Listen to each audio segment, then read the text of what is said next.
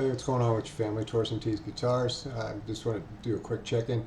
Talk about locking tuners. Locking tuners. What else? Roasted necks, stainless steel frets. All these things. These are all like hot words in the budget guitar market. And so we'll just start off with I don't know, stainless steel frets. They're a pain to polish.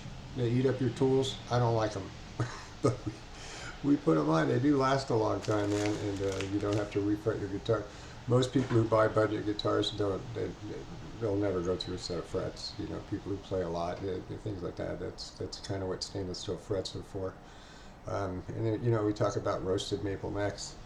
A lot of people think that budget guitars with roasted maple necks is a good thing. A roasted maple neck on aged wood is probably a good thing, right? But on a budget guitar, the reason that roasted maple necks exist is because the wood is still wet and it's just cheaper wood, so they have to roast it in order to make it stable.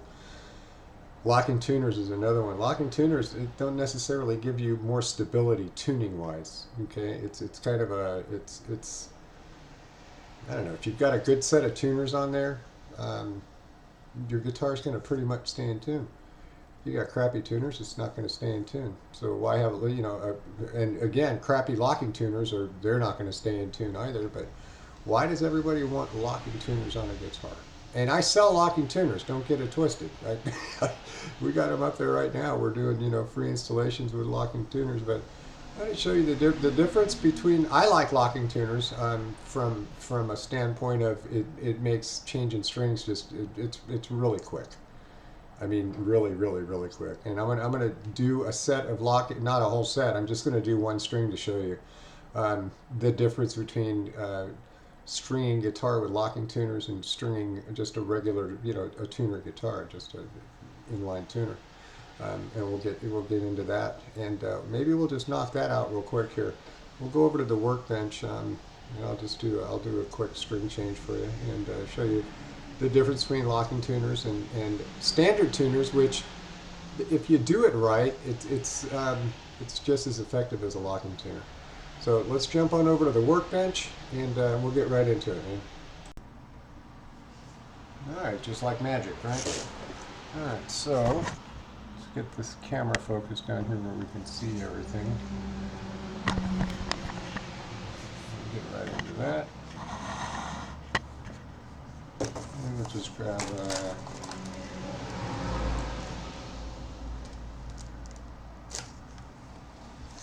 shit, I already got a couple of sets out here, a couple of strings out here. So let's go ahead and grab a, here, we'll do the locking one first, right? Put this down here so you guys can see what's going on with it. Way down here.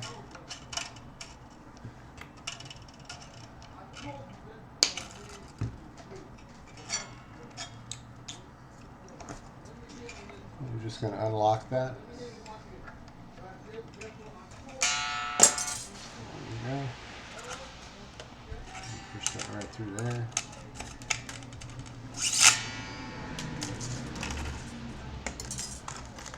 Grab a string. I think it takes actually longer to get the strings out of the package and put them through the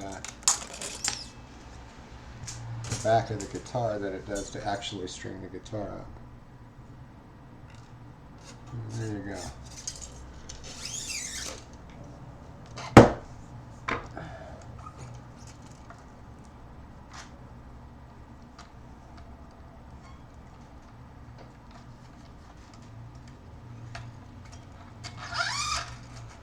So all you're going to do with this, we're going to lock that in.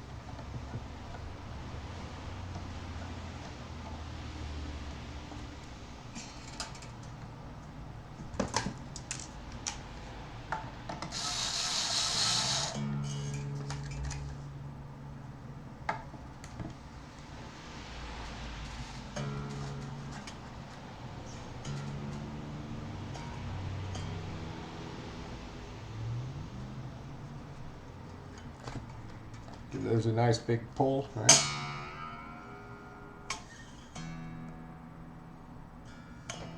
All right. Now I set up a lot of guitars so you can see why I absolutely love locking tuners, right? And we're done. All right.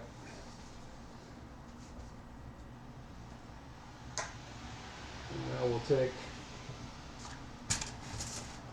another guitar here that does not have locking tuners on it. I'll get it down here in the same spot so you guys can see.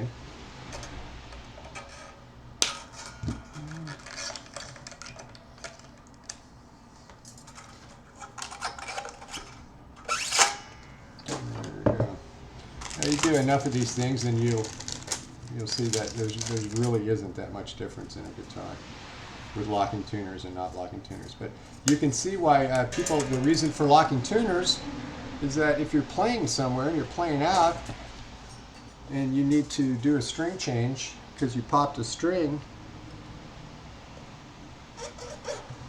then you're going to be able to change that, like literally in between songs, or some people do it while they're still playing, right? Okay, so there's that top there. And we're going to go from this eyelet to this eyelet. We're going to hold that string, right? Go around. This is the top. We're going to pull that string up. We're going to put a little notch in it, and now pull our strings down, pull them down, pull them down, pull them down. Give them a couple and a half, like 2.5, 3 reps, and you can see right here. Okay, let me see if I can get that a little closer. I'm not sure if you can see it or not. Yeah, that's. Let me see. You can see. I don't think the camera's going to focus, but you can see one string, and then where the string is coming out, it's wound on the top. Then the string comes out, and then it's wound on the bottom, and that creates a lock for a locking tuner. That's not a locking tuner.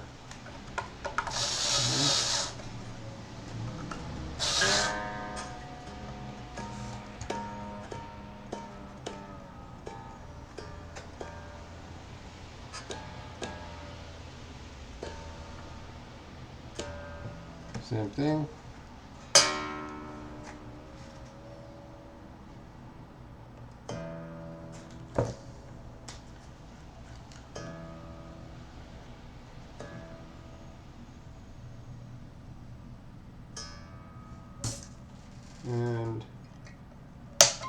And we're in business. All right.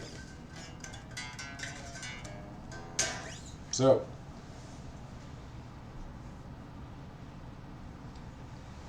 whether you're looking for locking tuners or just you can use standard tuners, I'm telling you, it doesn't really make that big of a difference in the time that it takes to change a string.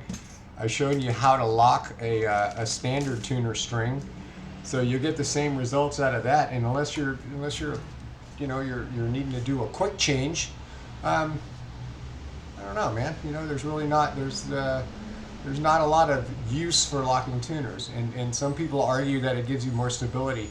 I don't see how. Because all it does is hold a string in place, right? You give your guitar strings a couple of wind on a tuning system that doesn't have locking tuners on it, you're going to get the same tension on the string and everything else, and it's going to line up exactly the same. So, that being said, as always, family, I hope you have if I don't see it before then, have a happy holiday, and we'll check back with you in a bit.